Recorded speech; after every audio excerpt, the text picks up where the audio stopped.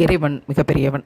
Makeup breakup என்று அலங்காரத்தை வெளியில் காட்டாதீர்கள் என்ற திருமறைக்கு எதிராக செயல்படுபவர்களுக்கான விழிப்புணர்வு பரப்புரையை நாம் தொடர்ந்து செய்திருக்கிறோம். அதில் ஒரு அழகான பதிவை இன்றைக்கு ஒரு காணொளியாக ஒரு அதிசயமான அற்புதமான குழந்தையோடு நகர்த்தினோம். பிறகு கடையில் இருக்கக்கூடிய தேனுக்கும் நம்முடைய சகோதரி ஒருவர் பண்ணையிலிருந்து பூக்களிலிருந்து எடுத்து தேன் என்று வழங்கிய தேனுக்குமான ஒரு பெரிய பரிசோதனை வீட்டிலேயே நடந்தது. கடைசியில் சகோதரி கொடுத்த தேன் வென்றது. சுபஹானல்லாஹ். அதன் பிறகு ஒரு தலைப்பு எடுத்து பேசி கொண்டிருக்கிற போது குரான், தமிழில் குரான் ஓதுதல், மாதவிடாய் உள்ளிட்ட பிரச்சனைகள் இவையெல்லாம் பேசுபொருளாகி வந்தன. உடனடியாக நாம் கையில் எடுத்தது புகாரி. இந்த புகாரியில் மாதவிடாய் என்ற தலைப்பில் 30 ஹதீதுகள் புகாரி 1ஆம் பாகத்திலேயே இருக்கிறது.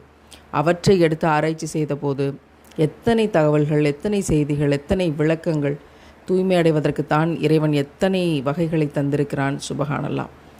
இந்த ஆராய்ச்சியின் ஊடாக கொஞ்சம் சிறு பசி ஆறுவதற்கான சின்ன சிற்றுண்டிகளும் அழகாக தயார் செய்து தரப்பட்டது. எப்போதுமே குழந்தைகளுக்கு பிடித்தவை நமக்கும் சில சமயம் பிடித்து போகிறது.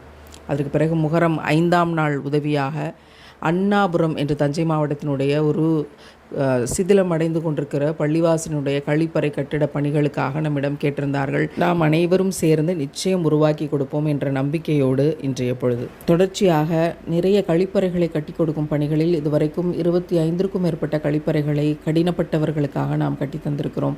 நீங்கள் எல்லோரும் அதை சாத்தியப்படுத்தி தந்திருக்கிறீர்கள். சுபஹானல்லாஹ். என்னை பொறுத்த வரைக்கும் செய்து கொண்டிருக்கிற பணிகளிலேயே மிக முக்கியமான பணி என்று இவற்றை கருதுகிறேன். உளவியல் ரீதியாக ஏழைகளுக்கு மனம் இறங்குவோம்.